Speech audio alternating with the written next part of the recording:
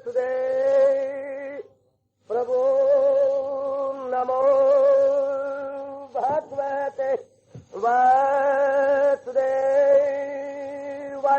प्रभु नमो भगवते वासुदेव। ओम सनौ अवतु सनौ भुनक्तु वीर्यं करवावहै तेजस्विनो अधितमस्तु मा विद्विषावहै।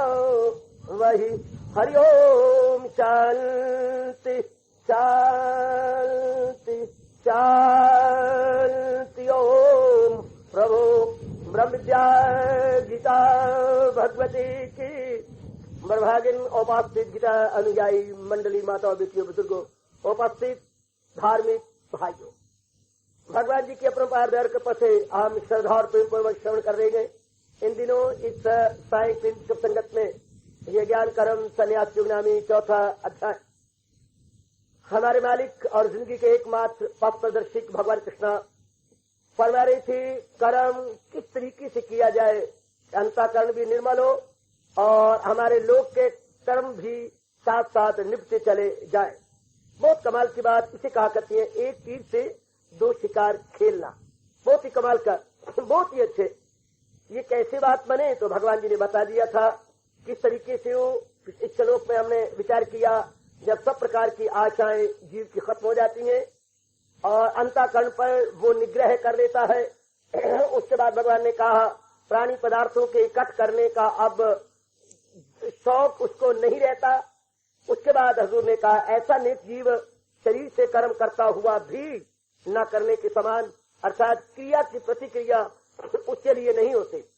वो कर्म करता चला जाता है लेकिन अपने आप को शांत रखता है, अपना संतुलन बिगड़ने नहीं देता।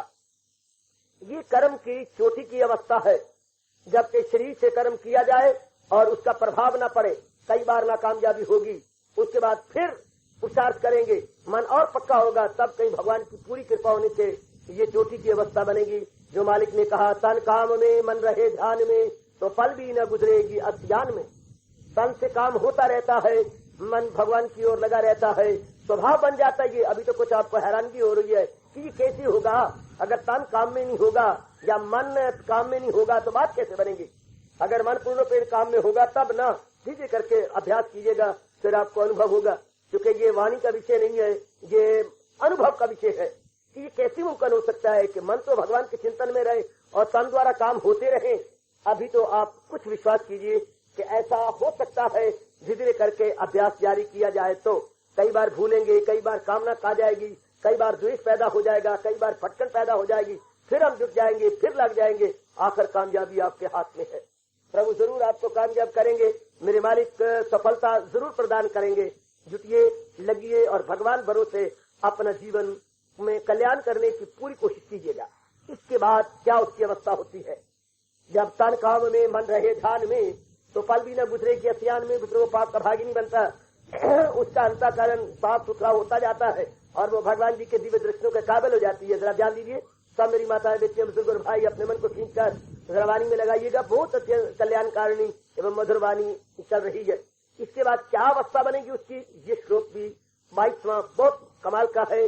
लीजिए प्रारंभ करते हैं और धीरे करके समझने की कोशिश की जाएगी।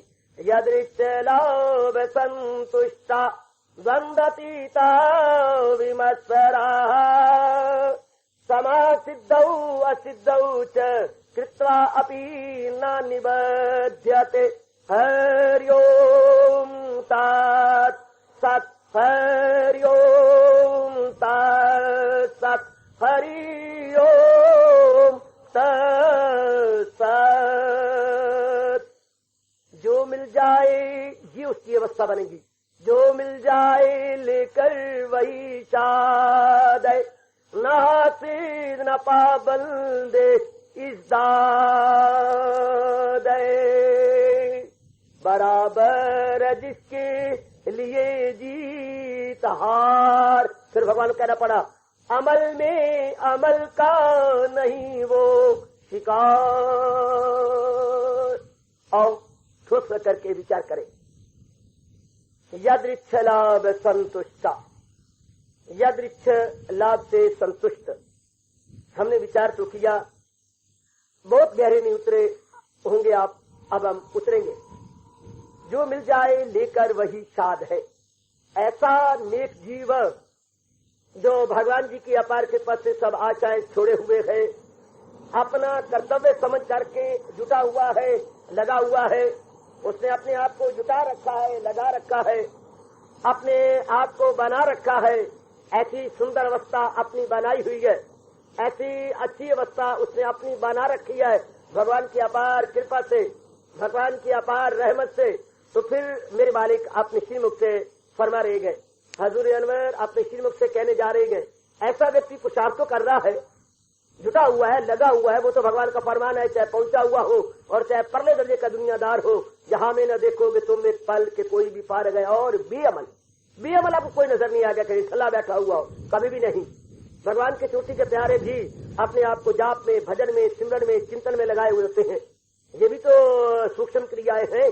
फिर भी भगवान अपने प्यारों को अपनी तरफ से प्रेरणा दे करके लोक संग्रह के लिए, लोक कल्याणार्थ के लिए कर्म करवा लेते हैं। लोक कल्याणार्थ कर्म करवा लेते हैं, जिसमें दूसरों का भला हो उसको प्रेरणा दे देंगे और वो उनकी कठपुतली है, लग जाएगा, जुट जाएगा। इसके बाद जो मिल जाए, ये इससे परे कोई और अवस्था नहीं। ये चोटी की अवस्था है। इस अवस्था में तो भगवान का दीदार हुआ के हुआ। जब ध्यान दीजिए मेरे साथ, सब मेरे बच्चे शामिल, आप 5 समय है शामिल।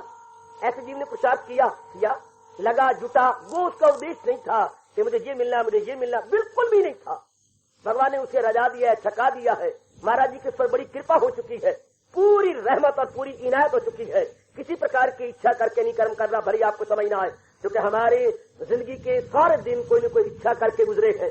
हमने पुरुषार्थ किया है तो कोई कामना रख करके, आपने पढ़ाई की है तो आगे यूनिवर्सिटी की डिग्री रख करके, आपने कमाई की है तो अच्छे घर वार को प्राप्त करने के लिए, या संसार में इज्जत मान मर्यादा प्राप्त करने के लिए आपने जुटे हैं, लगे हैं, बढ़े गए।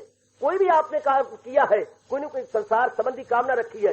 लेकिन ये नेक जीव, ये इस धरती पर आदर्श जीवन बिताने वाला भगवान का प्यारा लक्की सोल, ये कर्म किए जा रहा है, किसी प्रकार की कामना नहीं। अपना कर्तव्य समझते हुए, अपना फर्ज समझते हुए, या यूं कह दूं स्पष्ट, भगवान जी की शुभ प्रेरणा लेते हुए वो जुट गया है, लग गया है। उसने अपने आप को जुटा दिया है, उस नेक जीव ने अपने आप को लगा दिया है। लो मेरे मालिक क्या कह रहे गए, इसके बाद जो कुछ भी मिल जाए, हाँ उसमें साध है। जो मिल जाए लेकर वही साध है। उसके बाद भगवान उसे मान देती हैं, बहुत अच्छे, अपमान देती हैं, बहुत अच्छे। भगवान उसको जो कुछ भी देते हैं भगवान का प्रसाद समझता है। ये मेरे मालिक का प्रसाद है, मेरे मालिक की कृपा है, मेरे मालिक की ग्रेस है, ग्रेस ऑफ ऑलमाइटी है। वो बड़ा प्रसन्न हो जाता है। जो मिल जाए। ये कैसी अवस्था हुई, क्योंकि जीवन का उद्देश्य ये थोड़ा था कि मुझे ये मिले ना या मिले, मैंने ये लेना। ये कामना में तुम्हारी जिद होती है, लेके छोड़ूंगा, कुछ भी क्यों ना हो जाए, ये मैंने लेना ही है। इस तरह जिद हो जाती है सजनों, वो मेरी अच्छी माताओं बेटियों, पूरी जिद हो जाती है कि ये तो मैंने लेके छोड़ना है। लेकिन उस चीज में जिद ही कोई नहीं। जो मिल जाए लेकर वही साध है। जो मिल जाए, जिस तरह भगवान जी दे दे उतना ही काफी है। जो दे दे, वो तो भगवान के श्री चरणों का प्यार चाहता था। उसके जीवन का उद्देश्य तो ये था कि मैं अटूट भक्ति करूं, मेरे अंदर भगवान की लगन पैदा, वो भगवान ने दे दी, या भगवान के दर्शन वो भगवान ने दे दिए। कि ऐसे नेक पुरुषों को हम आप्त काम कहते हैं। आप्त काम, जिनकी सब कामनाएं पूरी हो चुकी हैं, सब। अब अगर वो जिंदा है तो मेरे और आपके कल्याण के लिए, मेरे और आपकी बेहतरी और भलाई के लिए। उनका अपना कोई उद्देश्य नहीं है, उनका अपना कोई और मतलब नहीं है। अगर किसी को आपने रोटी खिला दी है तो अगर अब वो आप लंगर में फिर भी नजर आता है तो आपको रजाने के लिए, बांटने के लिए वो नजर आएगा।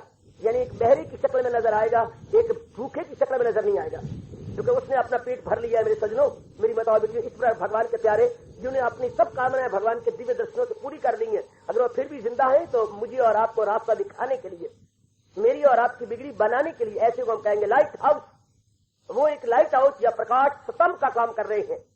वो प्रकाश स्तंभ है, वो रोशनी का मीनार है, जो आने जाने वाले जहाजों के लिए एक बहुत चेतावनी खड़ी है उनके लिए। उनको आगाह की जा रही है या उनको बताया जा रही है कि यहाँ पर आपने ध्यान से गुजरना है। शाबाश। इससे ऐसों का जीवन मुबारक होता है। भगवान ने अपना दृष्टांत देते हुए कहा है, अगर न करूं अनथक लगातार काम तो रुक जाए दुनिया के धंधे तमाम, चले लोग मेरी रवश पर सभी, करे काम वो भी न अर्जुन कोई। जरा समझने की कोशिश करना, मैं पूरी कोशिश कर रहा हूं समझाने की। ये बड़ा सूक्ष्म नुक्ता है, काम कर रहा है। हाँ, उद्देश्य कोई भी नहीं। भगवान प्रेरणा दे रही है, लोक संग्रह के लिए, लोगों की भलाई के लिए, सर्व हिताय सर्व सुखाय, वो कर्म में जुट रहा है, लग रहा है, दूसरों का ज्यादा ज्यादा लाभ हो, ये भगवान जी उससे करवा रहे गए, उसको ऐसी प्रेरणा दे रहे गए, उसके लिए ऐसा माहौल तैयार कर दिया, ऐसा वातावरण, ऐसी एनवायरमेंट और सराउंडिंग उसकी बना दी गई है जिससे अनेकों का लाभ होगा, अनेकों की भलाई में वो अपने आप को जुटा रहा होगा, लगा रहा होगा। तो अब उसके बाद जो भी उससे मिल जाए, जो कुछ भी मिलता है संसार से, क्योंकि उसका जो असली उद्देश्य था वो तो पूरा हो गया, वो तो मालिक ने दीदार दे दिया, उसके संस्कार काट दिया, आवागमन खत्म हो गया, उसका मन रज गया, संतुष्ट हो गया, satisfied, now is contented and satisfied, quite contented and quite satisfied, या एंटायर सेटिस्फैक्शन उसको मिल चुकी है, बिल्कुल शांत है। इसके बाद संसार संबंधी जो भी मिल जाता है उसे वो खुश है, जो मिल जाए लेकर वही शाद है, जो मिल जाए संसार से कुछ भी उसे मिल जाता है, खाने को कम मिलता है, थोड़ा मिलता है, रहने को स्थान मिलता है और मिलकर कोई उठा देता है, ये उद्देश्य को नहीं, जो मर्जी कर दो उसके साथ, उन्हें कोई परवाह नहीं इस बात की, कोई उनके लबों पर गिला नहीं, शिकवा नहीं, शिकायत नहीं, मुबारक मुबारक, कोई वो शिकायत नहीं करेगा, आप ये नहीं करें, कुछ मतलब ही नहीं। जाने भगवान का काम जाने, वो अपने आप को भगवान के अर्पण कर चुके हैं। चलो मेरे मालिक, शरीर रखना है रखो, नहीं रखना ना रखो, मर्जी आपके, अगर आपको जरूरत है शरीर रख लो, नहीं जरूरत है तो मर्जी आपकी, मान करते हो अपमान करते हो, ये आपका है। उसका रोम रोम पुकार रहा होता है। अगर आप ध्यान से उनके कर्मों को देखें और उनके लक्षणों को देखें तो क्या, नाथ मेरा क्या बिगड़े, ओ नाथ मेरा क्या समरे, जो बिगड़े जो समरे तो तेरा, ओ प्रभु मेरा क्या बिगड़े। उसके हर क्रिया में इंडिकेशन भगवान की है, हर क्रिया में एरो मार्क महाराज जी की ओर हो रहा है। ओ मेरी माता बेटियों, उसके बाद जो भी मिलता है, वाह के वाह, कितना अच्छा पाठ पढ़ा है उन्होंने। अगर उनसे बातचीत भी की जाए तो उनके लबों पर ये नुक्ता, उनके ये चर्चा बनी हुई है, उनके होठों पर ये शब्द नाचे जा रहे गए, गीता रखे तो हमको या दर से सार उतारे, अब तो फकीर आशिक कहता है यूं पुकारे, राजिया हम उसी में जिसमें तेरी रजा है, या यूं भी वाह वाह है और वो भी वाह वाह वाह। इसे कहते हैं राजी बा रजा। मालिक मैं राजी हूँ, जिस तरह आप कर रहे हैं मुझे बड़ी संतुष्टि है, आपसे कभी बुरा हो नहीं सकता, आप जो कुछ भी करेंगे प्रभु जीवों की भलाई के लिए करेंगे, तो फिर मैं क्यों चिंता करूं अपनी।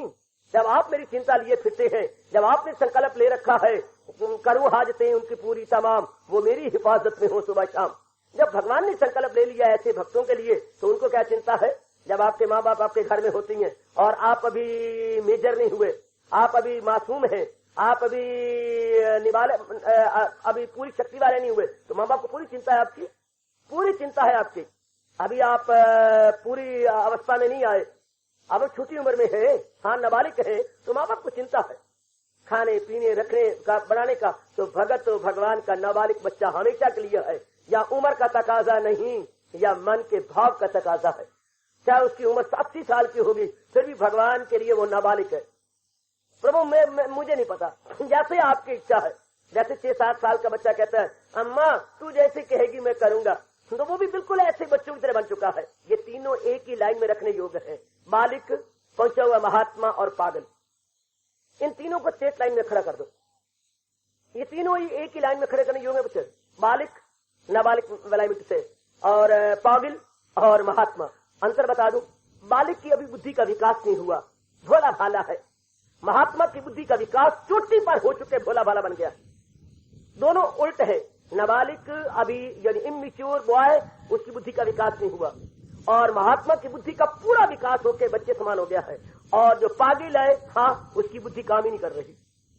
तो तीनों ही नेक नियत होकर खड़े हैं, नहीं करे।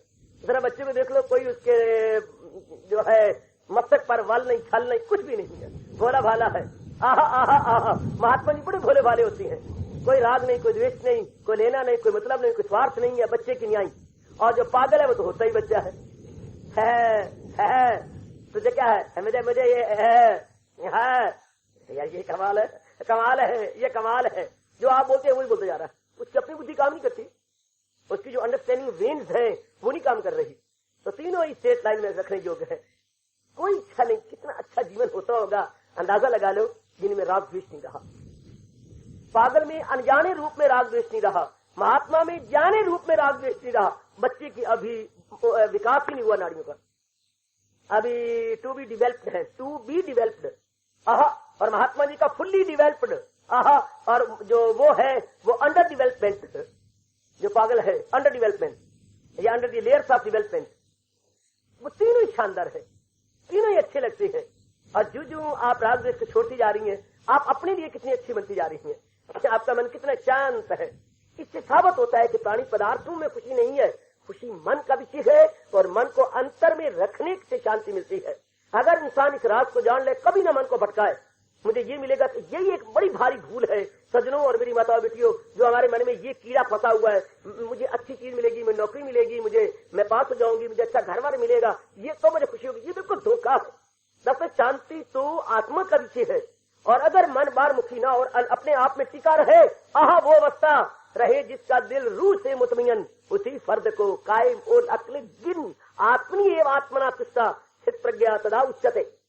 अपने आप में जो संतुष्ट है, किसी से नहीं, किसी के करके नहीं, अपने आप में संतुष्ट, अपने में संतुष्ट। अगर मन न भागे, न कोई तमन्ना करे, न कोई कामना और वासना बनाए, तो आप आदमी अपने आप में संतुष्टि पाता। ये व्यक्ति अपने आप में संतुष्ट है। बड़ा अच्छा जीवन है ऐसों का, बहुत निराला, बहुत ही सराहनीय जीवन है।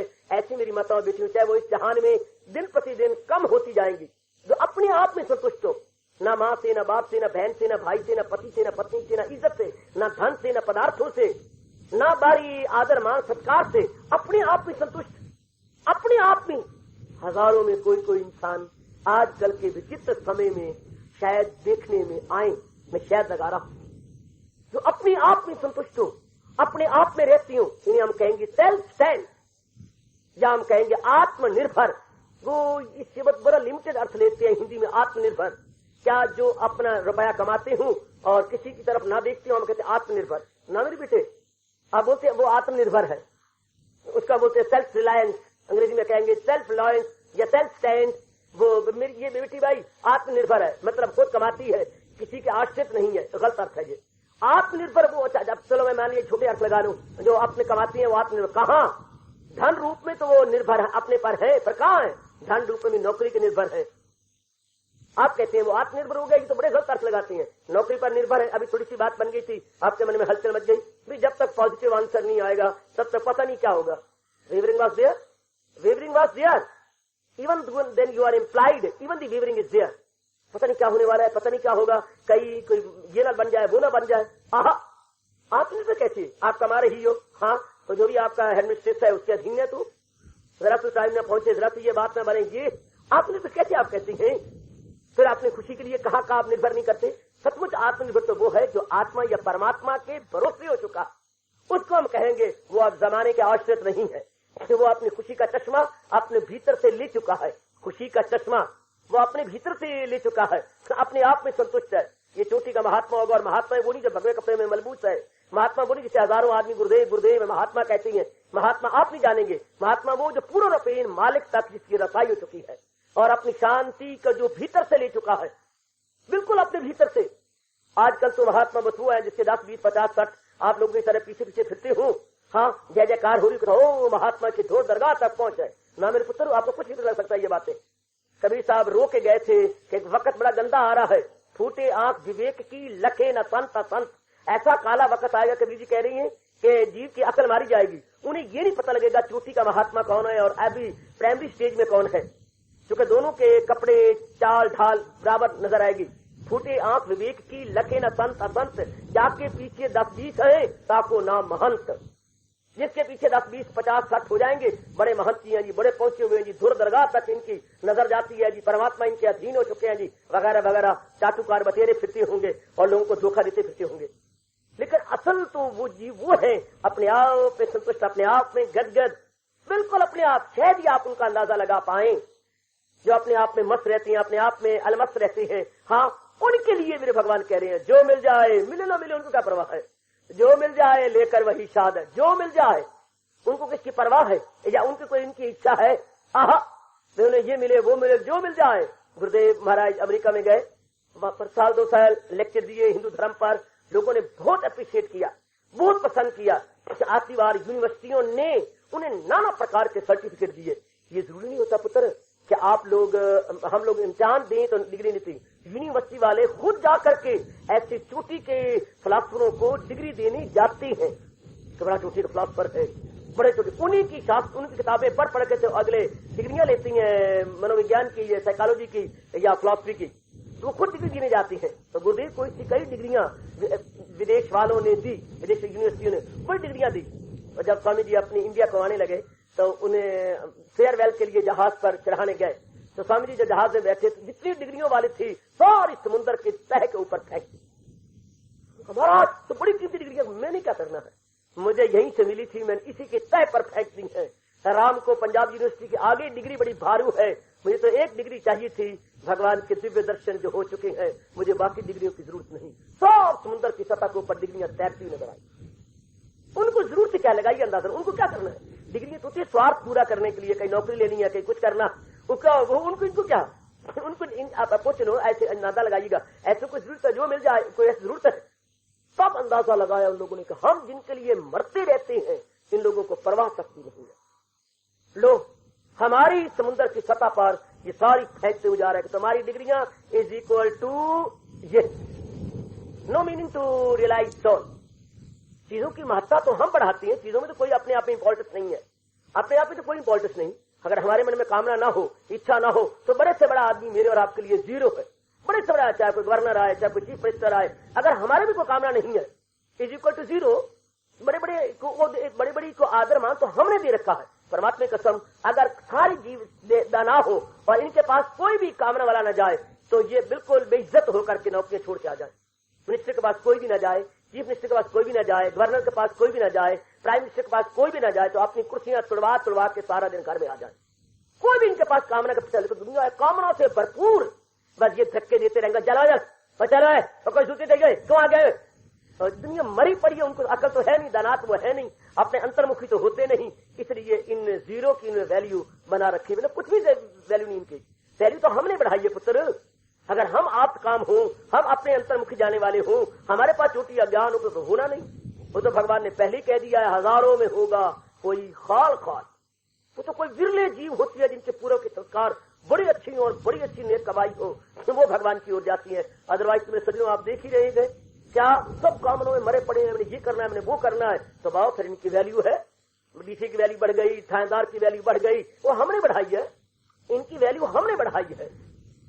बार बार धक्के खाएंगे, इनके पास जाएंगे, वो भी कहेंगे ओ हमारे बिना इनका काम सरना नहीं हुए, और दिन चढ़ता नहीं, और आगे हजारों में जनता खड़ी जाती है हमारे आगे, फिर तो वो उनको पूरा पूरा मिलेगा, वरना तो कामना वालों ने बढ़ाई है, वो तो कुछ नहीं।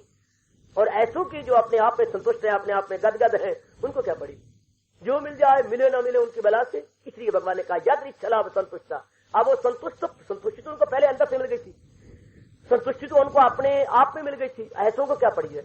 दो प्रकार के खिलाड़ी आपने देखे कभी जाकर के, दो प्रकार के खिलाड़ी करता, एक तो होती है जो बड़ी इज्जत मान बड़ाई और धन इकट्ठा करने के लिए, वो बड़ा रुपया मिलेगा, बड़े बड़े तमगे मिलेंगे, बड़ा बड़ा ये होगा एक वो, और एक होती है फ्रेंडली मैच खेलने वाले, सारा दिन काम करते रहे, शाम को गए अपना ग्राउंड के अंदर जो है टेनिस खेल रही हैं। अब इनमें कोई हार गया तो हंस पड़ेंगे, जीत गया तो हंस पड़े, उनकी मां मर जाती है, जरा हार जाए जीत जाए, जरा गोल उधर आगे समझ जाए तो खून घटे जाता, हाय बेइज्जती, हाय बेइज्जती, हाय क्या बनेगा, हाय ये क्या होगा। एथलेट के जो संसार के लिए खेला करते हैं, जरा उधर देखिए कितना फर्क है, कितना भारी फर्क है, बड़ा भारी खेल, दोनों रूप में खेल हो रहा है, एक फ्रेंडली मैच है और एक प्रेस्टीज मैच है। Prestige match and friendly match में आकाश पाताल का अंतर है। मेरे देश की प्रेस्टीज है, मैं देश के लिए लड़ रहा हूं, इंडिया का अनादर न हो जाए, ये कितना फर्क है। ओलंपिक गेम में और फ्रेंडली गेम में आकाश पाताल का अंतर है, सिर्फ भावना का अंतर है मेरे सजनों, मेरी माताओं बेटियों, इसी प्रकार इनकी भावना का अंतर है। ये कर रही है लेकिन कोई कामना रख के नहीं, कोई इच्छा रख के नहीं, भगवान ने प्रेरणा दी है, ये हर एक की भलाई में कर रही है। उसके बाद गुरु को कुछ मिलता है नहीं मिलता, उनको परवाह नहीं समझती, उनको इस चीज कारण उन्होंने तो किसी चीज को सामने रख के नहीं कर्म किया, बल्कि भगवान की प्रेरणा को सामने रख के कर्म किया। महाराज जी ने इंस्पायर्ड किया है, वो करते रहेंगे। ये है चोटी की अवस्था, भगवान बड़े खुश होते हैं जिन्होंने ये अवस्था बना ली है, कर रही है, जुट रही है, लगे हुए हैं, हाँ जो मिल जाए लेकर वही शाद है, धीरे धीरे करके बनाइए ये अवस्था। यह है इंसान की इंसानियत चोटी को पहुंची, मानव की मानवता चरम सीमा या क्लाइमेक्स को टच करने लगी, चरम सीमा पर पहुंच गई ये मानवता, इंसान की पर्सनैलिटी चोटी को पहुंची, पर्सनैलिटी की सिर्फ बाहरी रूप में न लिया करो, कद बुत और खूबसूरती और ये वो। नो, पर्सनैलिटी हाई थिंकिंग का मतलब होता है। Personality does not meet any out जो साइड की चीजें हैं या हमारी जो अपरेंट की चीजें हैं। नो, हमेशा पर्सनैलिटी विजन होती है, विदाउट नहीं होती। जिनके इतने चोटी के इरादे, इतने चोटी के विचार, इतना उद्देश्य है, इनको हम इंसान नहीं कह सकते। ये इंसान रूप में मुझे कसम आपकी देवता है, जो किसी कामना के अधीन नहीं, किसी इच्छा के अधीन नहीं। ओहो, ऐसों के लिए कबीर साहब ने सदाबहार के फूल चढ़ाए हैं।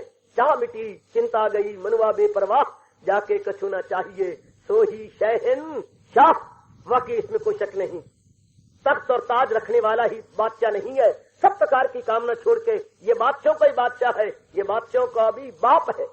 आनंद से फिरता है। बादशाह की भी खुशी बाहरी रूप में है। जनता उसकी अगेंस्ट हो गई तो बात, सारी बात खत्म हो गई। जनता उसके हक में होगी तो बात बनी रहेगी। इस पराधीनता है, और जनता सदा किसी के साथ नहीं रहती। भगवान राम आए तो धोबी जैसे भी बोलियां मार के चले गए, तो आपस की बात भी मूली। धोबी जैसा भी जो है क्या मारता है, बोली मारता है। गजब, जिससे कि सीता जी को भगवान राम ने दे दिया था क्या, वनवास। तो पुत्र जनता साथ में थी जो अपने आप में संतुष्ट है। मुबारक है ऐसे नेक पुरुषों का जीवन जो अपनी खुशी के लिए किसी और का मुंह नहीं सकते, जो अपनी और नारी चोली के अंदर अपनी खुशी के लिए दूसरे की ओर न देखना। देवी, वो देवी होगी, वो भगवती होगी, वो मातेश्वरी होगी। देवी कहूं, भगवती कहूं ना, मातेश्वरी कहूंगा। वो यथार्थ रूप में मातेश्वरी है, जो अपने आप में संतुष्ट, अपने आप में गदगद है। अपनी खुशी के लिए दूसरे को नहीं देखती, या अपनी खुशी किसी से उधार नहीं लेती। आज तो जमाने में खुशी उधार ली जा रही है, यहाँ से वहां से। सिर्फ रुपया उधार नहीं लिया जाता। हम समझते थे कि उधार का मतलब था किसी से रुपया लेना, लेकिन महाराज जी का प्यारा बनने से पता लगा नहीं, हर एक जीव ही भिखारी है, अपनी खुशी उधार लेता है। कुछ माँ से, कुछ बाप से, कुछ बहन से, कुछ भाई से, कुछ श्रीमती से, कुछ श्रीमान से, कुछ अपनी औलाद से, कुछ नौकरी से, कुछ सेहत से, कुछ डॉक्टरों से। हम खुशी अपनी उधार लेते फिरते हैं, थोड़ी थोड़ी। इंसान आज उसी तरह है जैसे कि शहद की मक्खी होती है। शहद की मक्खी नाना प्रकार के फूलों पर जाकर थोड़ा रस उधार लाती है और अपने छत्ते में इकट्ठा करती चली जाती है। आज भी इंसान शहद की मक्खी की तरह अपनी थोड़ी खुशी ले लेकर के अपने मन के छत्ते में बटोर रहा है, और पता नहीं कब चोट लगेगी और सारी खुशी कोई और ले जाएगा। जैसे कि शहद निकालने वाले आ जाते हैं और इनको मार करके सारी उनकी शहद ले जाते हैं। मेरे अच्छे बुजुर्गों, बच्चों, माताओं, बेटियों, ऐसे जीवों का बुरा हाल है जो अपनी खुशी दूसरे पर अवलंबित है, जिनकी खुशी दूसरे पर आश्रित है। उनकी खुशी कुछ नहीं। करोड़ों व्यक्ति आप देखेंगे उनकी खुशी अवलंबित है, यानी वो डिपेंड करते हैं। मैं उम्मीद रखूंगा आप सबसे, हम भगवान के प्यारे हैं, हम असलियत को समझने वाले हैं, हम अपना कल्याण किया चाहते हैं। हम अपनी खुशी के लिए दूसरे का मुंह नहीं तकेंगे, बल्कि भगवान की ओर निहार कर, भगवान के महामंत्र का जाप करते हुए, अपने आप को अंतर्मुखी करते हुए और भी आगे और भी आगे और भी आगे, अपने अंदर गोता मारते हुए अपने खुशी के चश्मे को ढूंढ निकालेंगे, अपने खुशी के चश्मे को ले निकालेंगे। घबराओ मत मेरे बच्चे, जुटे रहिए, लगे रहिएगा। इसमें फिर क्या होगा, फिर बाहरी रूप में कर्म कर रहे हो, किसी रूप में कर्म कर रहे हैं, फिर जो भी मिल गया, जो मिल जाए लेकर वही शाद है। जो मिल जाए, आहा, जो मिल जाए लेकर वही शाद है। एक कवि इस प्रसंग में बड़ा अच्छा कहता है, मुझे कवियों से खास प्यार है, वो तो गजब ढाता है। हजारों मर गए कारून से बढ़कर, शेर याद रखिए, हजारों मर गए कारून से बढ़कर, खुदा जर दे तो दिल दे आदमी में, खुदा बख्शे तो बख्शे दौलते इश्क, हमें लाखों करोड़ों हैं इसी में। खुदा बख्शे तो बख्शे दौलते इश्क, हमें लाखों करोड़ों हैं इसी में। वो कहता है बड़े बड़े कारू बादशाह जैसे हो गए, लेकिन कारू कितना गंदा और कितना कंजूस था, कितना लोभी था। कभी कहता है अरे मुझे ये धन नहीं चाहिए कारू जैसा, खुदा जर दे तो दिल दे आदमी में। अगर खुदा ने धन भी बख्शा है तो आप देखती हैं जिनके पास धन है उनको दिल नहीं दिया, जिनको दिल दिया उनको धन नहीं दिया। धन भी हो और दिल भी हो, ऐसे कोई नजर आएंगे आपको। हजारों रुपया हो और दिल भी हो उनके पास हो, दिल उनका छोटा है, जैसे पता नहीं ये सारा रुपया छाती पे धर के ले जाना। आहा, कभी ऐसों को ताना मारता है जिनका दिल नहीं है और रुपया बहुत है, जो खा जाएगा या ना दे जाएगा। धन की दो गतियां हैं, या तो खुद इस्तेमाल कर लो या दान दे के लोगों का भला करो। दो ही गतियां धन की पुत्र, जो खा जाएगा या ना दे जाएगा, वो छाती पे धर के न ले जाएगा। ताना मारता कभी, जो खा जाएगा या ना दे जाएगा वो छाती पे धर करना, अंत समय छाती पे धर के नहीं देता ही नहीं है। और जिनको वो दे रखा है वो देना ही नहीं चाहते। शाबाश शाबाश शाबाश। तो फिर कवि क्या कह रहा है? कवि कह रहा है खुदा बख्शे तो बख्शे दौलते। अगर दाता मुझे दौलत देनी है तो भक्ति की दौलत दे दे, जो दौलत से नहीं खरीदी जा सकती। मुझे अपने भक्ति की दौलत दे जिसे कुबेर भी नहीं खरीद सकता। खुदा बख्शे तो बख्शे दौलते इश्क, मुझे लाखों करोड़ों है इसी में। मैं इसी को समझूंगा कि ओ मुझे भगवान ने बहुत कुछ दे दिया, क्योंकि उनके जीवन का उद्देश्य क्या मनी इकट्ठा करना नहीं होता, लफ्ज और नेम और फेम नहीं इकट्ठा करना होता। उनके जीवन का उद्देश्य प्रभु में तल्लीन हो जाना है, मालिक में एक मेक हो जाना है। अब मीरा जी को सामने रखो, इनको अगर संसारी रूप में बहुत कुछ मिल जाए जिनके लिए क्या मैंने रखता।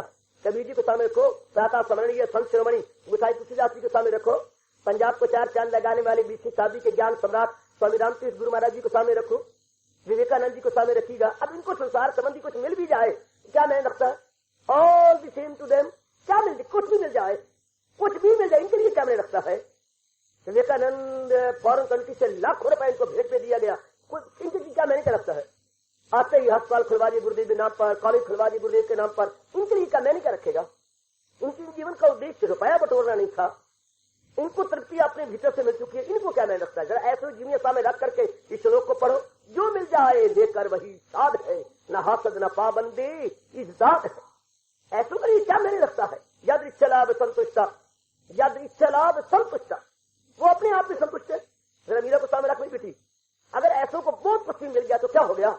अगर अकबर ने साधु के भेष में आकर के 9 लाख हार उतार के दे दिया है तो इसको लिए क्या मैंने रखता है? जैसे पत्थर के हार उतार दिए गए दे दिए, उनको मैं नहीं रखता, वो मैंने रखे तब ना। 9 लाख हार तो हमने वैल्यू दे रखी है, अपने आप में तो हीरे पत्थर की तरह है। आहा, भगवान ने भी कहा जो पहुंची हुई थी उनके पत्थर मिट्टी और सोना एक समान। आपने कई बार श्लोक पढ़ा पुत्र, ये तो वैल्यू हमने दी है। अब आप इतनी सोने की वैल्यू दे रहे हो, आप नर नहीं देता, आप लोग वैल्यू दे रहे हैं, ये तो आप समझती हैं ये खूबसूरती का विशेष अंग है। लो मैं अब ऐलान कर रहा हूँ, अब जो दिन चल रहा है नारी का मन हट गया है, इसको ये समझने में बड़ा अच्छा हुआ जो इसकी कीमत बहुत बढ़ गई है। हाँ अब छोड़ते मारो काट ना, कोई जुड़ती हमें क्या पड़ी, साथ गर्दन भी कटवा ले और साथ ये भी कर ले, 2000 रुपया तोला मारो काट हम ही पहनते। अब आपके दृष्टिकोण बदल, जो नई पीढ़ी आ रही है इनका दृष्टिकोण बदल गया। हमारे को सोने की वैल्यू हमने बढ़ाई थी और आप ही विड्रॉ कर रही हो, फिर भी आप कोई आपके लिए नहीं रखता, कोई अर्थ नहीं रखता। तो वैल्यू तो हम चीजों के हम बढ़ाते हैं, अपने आप में तो इनको वैल्यू नहीं है। अपने आप में कोई वैल्यू नहीं। शाबाश मेरे बच्चे शाबाश। किसी चीज की वैल्यू अगर इंसान ना बढ़ाए अपनी ओर से, कोई वैल्यू नहीं।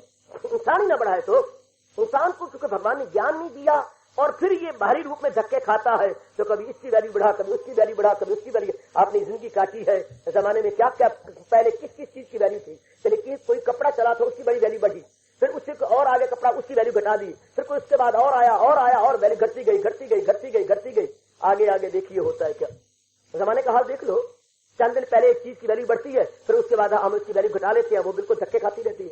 फिर किसी नई चीज की वैल्यू बढ़ती है। अपनी आंखें के सामने देखो, हमारे वक्त बड़ी शानदार वैल्यू थी क्या, वो हारमोनियम की बड़ी गजब की वैल्यू। हमारे देखते ही देखते ग्रामोफोन आ गया, उसकी वैल्यू बढ़ गई। उसके हमारे देखते देखते आपका रेडियो आ गया, बड़ी वैल्यू बढ़ गई। हमारे देखते देखते ट्रांजिस्टर आ गया, बड़ी वैल्यू बढ़ गई। आपके देखते देखते क्या ये टेलीविजन आ गया, बड़ी वैल्यू बढ़ गई। आपके देखते देखते रंगीन टेलीविजन आएगा, उसकी वैल्यू बढ़ जाएगी। अभी आगे आगे देखिए होता है क्या। देखते ही देखते सब चीजों की वैल्यू घटती जा रही है और आगे आगे आगे नए आ रहे हैं। Old all changes yielding place to new. पुरानी चीजें हटती जा रही हैं नई चीजों को स्थान देने के लिए। यही हम देख रहे हैं, संसार का हाल यही है। जो दादाजी के वक्त मकान थे उनकी वैल्यू कुछ नहीं, जो पिताजी की वैल्यू थी वो आज तो नई नई कॉलोनियां हैं, नए प्रकार के मकान हैं। और कोई वक्त आएगा इनको भी मात कर देंगे आगे आने वाली पीढ़ियां। इन मकानों को कुछ समझेगा कुछ नहीं जी। और बड़े शानदार, मैं आज ही आपको स्पष्ट बता देता हूँ, आपके चंडीगढ़ बहुत शानदार, बहुत शानदार। अभी बोलूंगा कुछ नहीं, एक और नया नगर कुछ सालों के बाद बनेगा जो इसको भी परमात्मा को सम्मान कर देगा।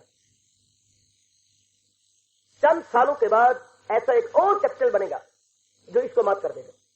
फिर क्या होगा, फिर लोग कहेंगे अरे जैसे अभी चंडीगढ़ भाई देखने योगा आपके पर मुंह पर वो होगा, भाई फलां शहर ने तो चंडीगढ़ को ही मात कर दिया है, फिर गजब ढा दिया। इसमें अनेक कमियां रह गई हैं जो उसमें होंगी, जो उसमें बनाई जाएंगी, अनेक कमियां।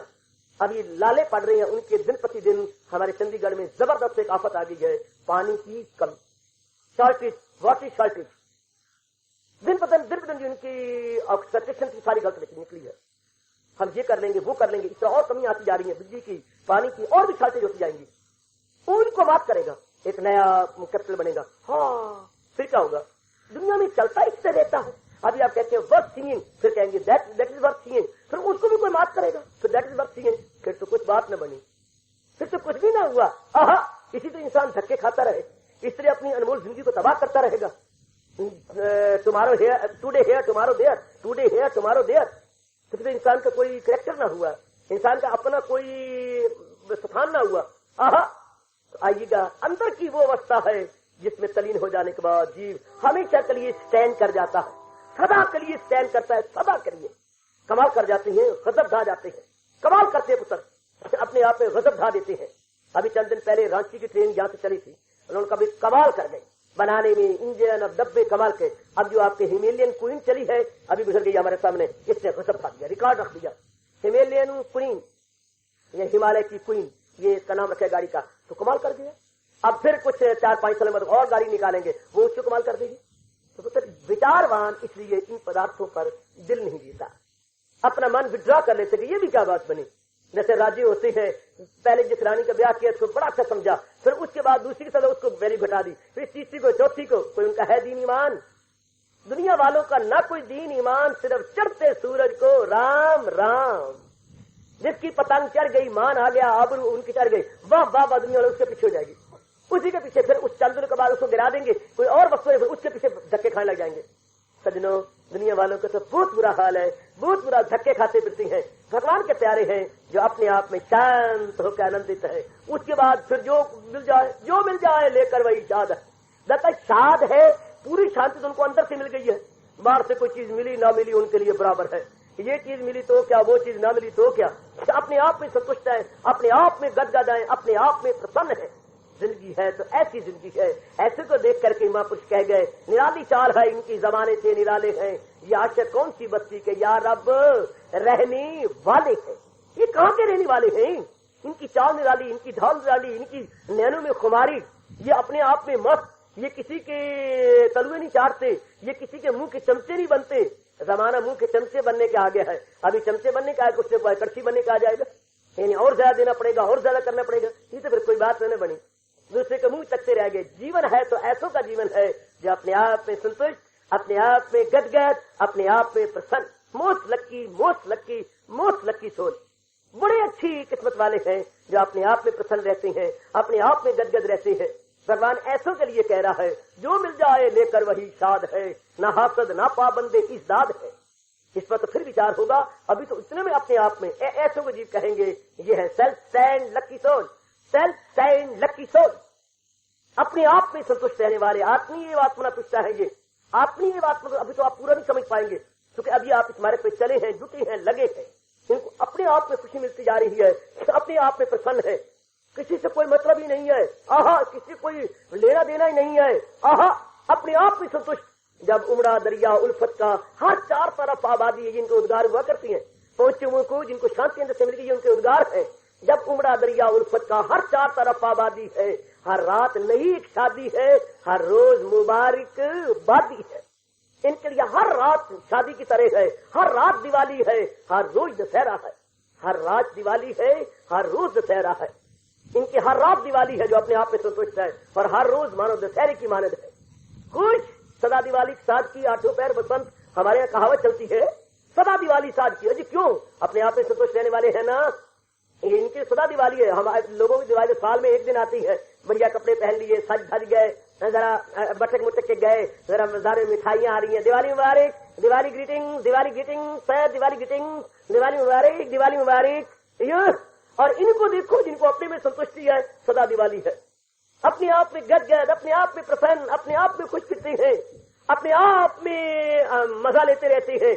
बहुत अच्छे, बहुत अच्छे, बहुत अच्छे, बहुत सुंदर, आहा, अपने आप में प्रसन्न फिरने वाले, आहा, अपने आप में खुश फिरने वाले। कोई जुल्म नहीं, कुछ जोर नहीं, कुछ दाद नहीं, पर याद नहीं, हो कुछ जोर नहीं, कुछ जबर नहीं, कुछ शागिर्द नहीं, उस्ताद नहीं। और है जितनी बातें दुनिया की ये भूल गए, कुछ याद नहीं। है जितनी बातें दुनिया की ये भूल गए, कुछ याद नहीं। वो कुछ जुल्म नहीं, कुछ जोर नहीं, कुछ जबर नहीं, आजाद नहीं। है जितनी बातें दुनिया की सब भूल गए, कुछ याद नहीं। क्यों याद नहीं? क्योंकि खुशी ज्यादा मिल चुकी है। क्यों दूर जाते हो? माँ के पास आप 5-6 महीने के बाद गई, अम्मा आपको चूम रही है, चाट रही है, दिए तो मैंने याद ही नहीं की था। 5-6 महीने हो गए, चंगी तेरी में शादी की थी है तो आई नहीं मेरे पास। पात्र लिख लिख के मैं थक गई। क्या मेरे पात्र नहीं मिले? क्या भैया का लिखा हुआ पात्र नहीं मिला माँ? क्या पिताजी का पात्र लिखा हुआ नहीं मिला है? क्या मेरे डूडे मुडे अक्षरों वाला पात्र नहीं मिला है? फिर दिए तू क्यों नहीं आई? अम्मा सच मान, मुझे इस घर से भी ज्यादा खुशी, ज्यादा इज्जत उस घर में मिल चुकी है। माँ अगर वहाँ कोई कमी होती, कुछ होता, मैं तेरे पास आती। अब तूने प्राय पुत्रों के हवाले कर दी है और शुक्र मना पाए, प्राय पुत्र पूरी कदर करने वाले मिले हैं। अच्छा मेरी धिये, अच्छा मेरे पुत्र, तू बसती रहो, तू खुश रहो। क्यों नहीं धी आती? क्योंकि यहाँ से भी ज्यादा खुशी मिल चुकी है। तो कदर करने वाली है, इज्जत करने वाले हैं, सारे उसकी जीदी कर रहे गए, इसलिए नहीं आती। वो दुनिया को क्यों भूल गया? वो क्यों कह रहा है कुछ याद नहीं? सब क्योंकि इससे भी कहीं ज्यादा खुशी उसको मालिक से मिल चुकी है। और इसको आग लगाए क्या करे? हमारी सगी बहन नहीं घर में आना चाहती। तो अम्मा मैं क्या करूं? अम्मा मुझे बड़ी खुशी मिल चुकी है, बड़े प्रसन्न। तूने तो मुझे देना ही था, तूने मुझे प्राय हवाले करना ही था। बस तेरी धी बड़ी खुश रहती है, तेरी धी बड़ी शांत रहती है। हाँ अम्मा, अगर मुझे घाट होती, कोई ताना मारता, अम्मा मैं तेरे पथ की भी इंतजार किए बिना तेरे घर में आधी रात के कुंडा खटखटाती। अम्मा कनका लंबियां धियां क्यों जमियां निमाए, कनका निसरियां धियां क्यों विसरियां निमाए, कह के तनी रोती, ऐसे ताने खिंच खिंच के मारती। पर अम्मा मुझे बड़ी खुशी मिल चुकी है, बड़ी प्रसन्न हूँ। तो जिनको कंपेरेटिवली वर्ल्डलीनेस बहुत ज्यादा शांति और खुशी मिल चुकी है सजनों, अब उनको क्या है? उनको संसार की ये चीज मिली तो क्या बेमैनी है? बेमैनी, निरर्थक, यूजलेस, फायदे कुछ नहीं। उनको आपने ये दे दिया तो क्या, वो दे दिया तो क्या, ये मिला, उनके लिए क्या है? उनके लिए क्या है मेरे पुत्र?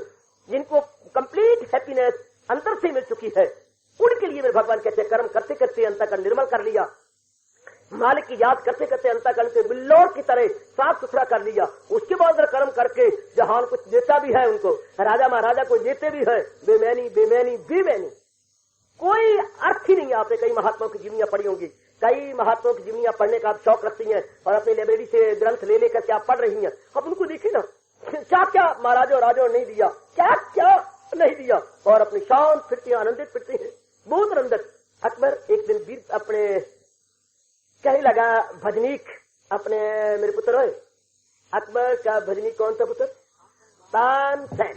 तानसेन को कहने लगा, कमाल है तू, तेरा गला, तेरा सोज और तेरी जो ये बजाने की कला बहुत गजब की है, बहुत कमाल की है।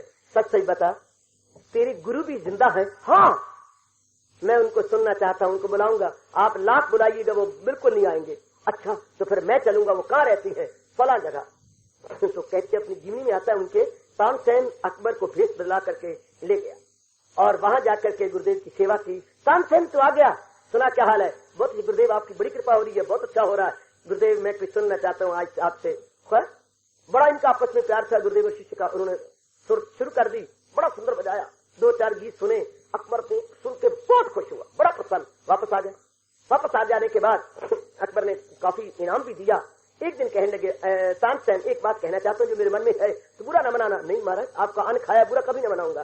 कारण क्या है? जो लुत्फ, जो मजा मुझे तेरे गुरु के गाने और बजाने में आया, वो तेरे में नहीं है महाराज, कभी हो ही नहीं सकता। लाख मैं कोशिश करूं, तिल लगा दूं, मैं कितनी कला सीख लूं, क्यों? परफेक्ट तू भी है महाराज, तब तक परफेक्ट हूं जब तक गुरुदेव सामने नजर नहीं आते। अगर वो आए तो मैं बिल्कुल ही उनके मुकाबले में कुछ भी नहीं हूं। पर नहीं, तू उनके ऐसा नहीं बन सकता गुरुदेव, में बन ही नहीं सकता। अकबर, क्यों जी? राजा मैं क्यों बन सकता हूं? पर मैं आप उत्तर दूं तो बुरा न मनाना अकबर। क्या? बड़ा फर्क है। मैं एक तेरे जैसे छोटे राजे का क्या नौकर हूँ और वो त्रिलोकी नाथ के नौकर है। अंतर तो बड़ा भारी हुआ। मैं उन जैसे कैसे बनूं? मैं चंद एक टुकड़ों के लिए तेरे धक्के खा रहा हूँ और वो इन टुकड़ों से परे हट के अपने भगवान के दीदार के लिए गाता है, तो उनमें मेरे में अंतर बड़ा, भावना का बड़ा अंतर है। मैं चंद टुकड़ों के लिए गाता हूँ और वो भगवान को रिझाने के लिए गाते हैं। कितना भारी अंतर पुत्र। नाचने वाली डांसर तो अब भी आती होंगी समाज में या सिनेमा हॉल में, हाँ, लेकिन डांसर तो हमारी मीरा भी थी। हाय साधु, तू कहाँ की बातें कर रहा है? डांसर तो मीरा भी थी, पर भावना में देखो, एक शाम तले और एक दाम तले। एक 2 लाख रुपया मिलना आधे घंटे के नाचने का, इसलिए नाच रही है। और एक मारे तो प्रभु गिरधर गोपाल, दूसरों न कोई, पग घुंघरू बांध मीरा नाची रे। एक मैं कह रहा हूँ, शाम तले नाचना कुछ और है और दाम तले नाचना कुछ और है। अब ऐसी मीरा को करोड़ रुपया दिया जाए, मैं नहीं रखता। और ये लड़ती है आई के dancer, no no no no no, I won't dance. जरा साहब उनको आप 2, 500, 700 रुपया कम दो, आई वोंट डांस। झाड़ के बोलती है काका, जैसे मुझे बताया गया, परवाह तक नहीं करते, आई वोंट। 1 रुपया कम नहीं जाती। ये दाम तले है ना, दाम तले नाचना और वो शाम तले नाचना, भावना में कितना अंतर पुत्र। अब ऐसों के लिए जो मिल जाए लेकर वही, उनको क्या परवाह है? जिनको महाराज जी के दर्शन हो चुके हैं, अपने आप में तृप्त और गदगद रहती है, जिनका रोम रोम भगवान के मस्ती में आनंदित है, उनको क्या पड़ी? उनको आपने ये दिया तो क्या, वो दिया तो क्या, all the same to those lucky soul and right soul. इस अवस्था पर भगवान कह रहे हैं, जो मेरे लिए कर्म करते रहे और मेरे दीदार लेकर के थक गए, रज गए, उसके बाद फिर भी वो मेरे और आपके कल्याण के लिए कर्म करते हुए दिखाई देते हैं, तो फिर क्या है? जो मिल जाए लेकर वही स्वाद। उनको जमाने ने ये दिया तो क्या और ये ना दिया तो क्या, अगर उनको सूली पे लटका दिया गया तो क्या, उनके गले में हार पहना दिए तो क्या और तलवार लगा दी तो क्या। उनको हार और तलवार दोनों बराबर है, उनको मान और अपमान दोनों बराबर है। उनको अगर आपने अमृत पीने को दिया तो उन्होंने कोई इनकार नहीं किया, और उनको गंदे और कमीने जमाना ने हलाहल पिला दिया, जहर पिला दिया, तो भी उन्होंने इनकार नहीं किया। ये तो श्याम जी की मेहरबानी थी कि जहर को भी अमृत बना करके भगत को 4 चांद लगाए। आहा, पी गई मीरा जहर का प्याला, विष अमृत कर डाला। आज भारत का बच्चा बच्चा पुकार रहा है, अभी तक पी गई मीरा जहर का प्याला, विष अमृत कर डाला। वो तो पी गई ना महाराज जी के नाम पर। अब आगे भगवान जी का काम था कि विष अमृत कर डाला। तो मेरे बच्चे, उनके लिए क्या है? पिलाओ उनको जहर, उनकी बला से, पिलाओ उनको अमृत उनकी बला से, उनको परवाह कोई नहीं। महाराज जी उनको रखे हुए हैं, वो रह रहे गए। महाराज जी आप नहीं रखना चाहते हैं भगवान, उनको परवाह क्यों नहीं इस बात की? है कितना आजाद है वो, अपनी तन मन और बुद्धि से परे होकर रहते हैं। तन मन बुद्धि से परे, ना उनको तन की परवाह, ना मन की परवाह, ना बुद्धि की परवाह। ऐसों के लिए कहा जाता है, बुलबुल ने आशियाना चमन से उठा लिया, उसकी बला से बूम बसे या हुमा रहे। जब अपनी निशिस्ती उन्होंने उठा ली गए, उसकी बला से बुलबुल अगर किसी नए बाग में चली गई और अपना घोंसला बना बैठी है और पुराने घोंसले के अंदर, हाँ, अगर उसमें कोई आके गड़ो रहे तो भी उसके लिए क्या मैंने, और उल्लू आके उसमें अपना बना ले बसेरा, तो भी उसके लिए बराबर है। बुलबुल ने आशियाना चमन से उठा लिया, उसकी बला से बूम बसे या हुमा रहे, तो उसके लिए क्या है? बराबर। जब दिल ही उठा लिया, जब मन ही उठा लिया, तो उसके लिए बराबर है। आहा आहा आहा, वो अपना मन उपराम किए हुए है। मन उपराम करना, भगवान की मस्ती लेके, ये कुछ और है, और कामना रख करके दिल तोड़ लेना, ये बिल्कुल कुछ और है। कामना रख के दिल तोड़ना, फिर तो उनके ये तराने हुआ करते हैं, हम जीकर क्या करेंगे जब दिल ही टूट गया। फिर तो वो आत्महत्या करती हैं जब दिल ही टूट गया। और उधर वो क्या कहती हैं? आहा आहा, शाम तेरा दीदार कर लिया, अब हम जी के क्या करेंगे? हमें अब जरूरत क्या है जीने की? भगवान कहते ना मेरे पुत्र, तो अपने लिए ना जी, हाँ, तो अनेकों के लिए जिंदगी गुजारने की कोशिश कर। सबकी भलाई में कहाँ रहे। अब तेरा बेरा लिमिटेड नहीं होगा, तेरा बेरा अनलिमिटेड होगा। तो छोटी परिधि में नहीं रहेगा, तो एक बड़ी परिधि बना के रहेगा। अब अपने लिए थोड़ा जिंदा है, अब अनेकों के लिए भगवान से काम लेना चाहते हैं, तो वो ठीक है, तो अपने आप को बड़े और रूप में बुला रहा है, लेकिन दृष्टि उसकी महाराज जी तक है, दृष्टि उसकी भगवान तक लगी हुई है। आहा, ऐसी कहा करते हैं कबीर साहब के अनमोल बोल हैं, जिस मरने से डग डरे मेरे मन आनंद। बड़े इस बोलने मुझे हैरान कर डाला। जिस मरने से डग डरे, जरा किसी को मौत का नाम लो कांप जाते हैं, और कबीर साहब कहते हैं मेरे मन आनंद। जिस मरने से डग डरे मेरे मन आनंद, कब मरूं कब पाऊं पूरन परमानंद। मैं वो दिन गिन रहा हूं कि कब इस शरीर रूपी पिंजरे को छोड़ के मालिक की जात में समा जाऊंगा। और आपको मौत मैं ही रह गया, रब तेरे आगे और कोई नहीं रहा, क्या मुझे ही बुलाना है? शाबाश, इतने प्राणियों पर किसी और को बुला ले। और वो इंतजार करती है पुत्र, कब वो दिन आएगा जब पूर्ण नंद की जात में मैं समा जाऊंगा, जब उनके अंदर मैं एक में हो जाऊंगा। शाबाश शाबाश शाबाश, बहुत अच्छे बहुत अच्छे।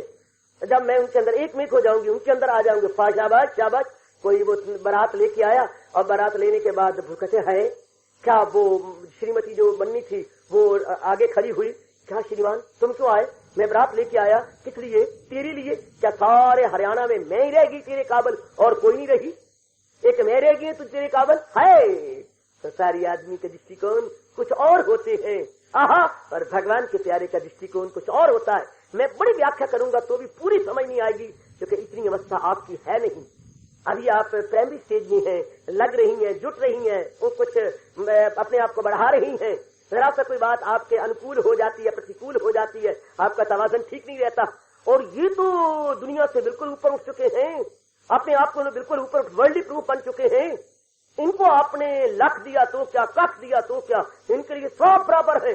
कहती पहुंची हुई उसके पास एक महाराजा जी गए और जाके मत्था टेका, 1 लाख रुपया थाली में रख दिया। तो महाराज जी ने ठोकर मारी और परे फेंक दिया और राजा को जरा क्रोध आ गया। महाराज जी आप जानते हैं ये कितना है? मुझे क्या पता कितना है, ये 1 लाख है और मैं सच कहता हूँ कोई होगा जो आपको 1 लाख की मत्था टेकेगा। तो महापुरुष मुस्कुराने लगे, अरे राजन क्या हंकार भरे शब्द बोलता है? महाराज मैं ठीक कह रहा हूँ, कोई होगा जो 1 लाख का मत्था टेके आपको, और मैं भी कहता हूँ हाँ तुझे भी कोई साधु रूप में मिलेगा जो 1 लाख को पैर मार के परे फेंके। पूरी ठोकर मारी और ऊपर चला गया। सिर झुका दिया बादशाह ने, बिल्कुल ठीक, लाख देने वाले तो अनेक होंगे पर लाख को पैर मारने वाला कोई एक होगा। लाख देने वाले अनेक होंगे पर लाख को ठुकराने वाला कोई एक होगा।